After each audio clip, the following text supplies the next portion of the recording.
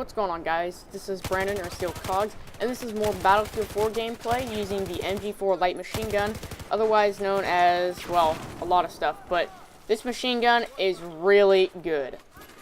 If you're looking for a setup for it, then basically you're going to want to grind to get the Coyote sight. I know it's a pain in the ass, but it is worth it in the long run to get the Coyote sight, and really for any gun you want, or for any good gun. It's going to be better than this red dot sight, or I guess depending on what faction the gun is from. It's basically just in the long run going to be better for, I'd say, the majority of guns.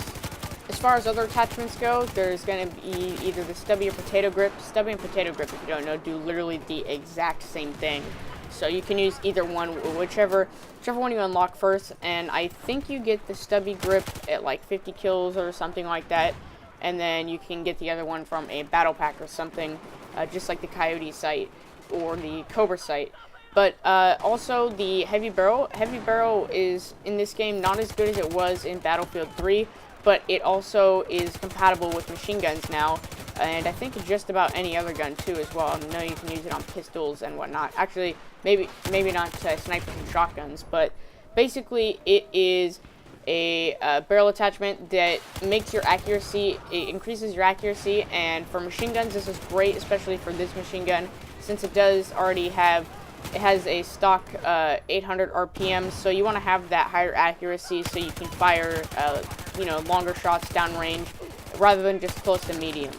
But like I said, the RPM is 800, so that means it's going to be firing fast, and for the caliber of gun it is compared to the other LMGs, it is probably the fastest damage dealing or damage per second LMG in its class or in the game, because it is just an LMG, but it is really good.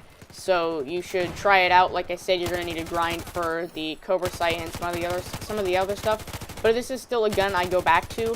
Honestly, the only reason I don't use it more is because it's on support, and I like to use engineer where you can, or at least a lot of the time I like to use engineer where you can carry around RPGs and SMAs and repair tools and mines and all that sort. Unfortunately, this machine gun is the last of the LMG unlocks, apart from the RPKs. There's the two. There's the one from China Rising and the one that is in the game by default. I don't even have that one yet. I think you need to get a shit ton of ammo supplies or resupplies from other people, and then some other stuff. But I just really haven't even been interested in it, because this is probably, and I'm sure, the best LMG in the game. Of course, in the end, it is just down to personal preference, and what you like yourself, the kind of machine gun you use, and your playstyle, really. But for my playstyle, this machine gun tears it up, and tears up the gameplay, the map, the people. It does work. But in other news, I've been playing some CSGO lately a lot. I actually finally grasped a hold of the learning curve, because the learning curve for Counter-Strike is really steep, and I finally figured out that the crosshair is really more or less just to show you where the center of your screen is and where your barrel's pointed at on your gun, because in reality, it basically you need to aim way more down, and it really does depend on the gun itself. But I've been learning the game. I'm getting a lot better at it, and actually I recorded 2 rounds last night of competitive matchmaking on Dust 2, which I know is the pretty much the flagship map for CS now, and just in general for it. But if you guys want to see some of that, I would need to cut it down or just see it in the background or something, then let me know. I would definitely need to cut it down, though. It's like 40, I think both the matches were about 45 minutes or so, or close to an hour, because that's just how matchmaking works in CSGO, although it is a really fun game type. Now, I know playing in matchmaking just doesn't justify me as pro at all or anything, and I'm not saying I am, but it has helped me get a lot better at the game. You learn a lot more, because usually people that are also playing it know what they're doing as well, so you can learn a lot from just playing it.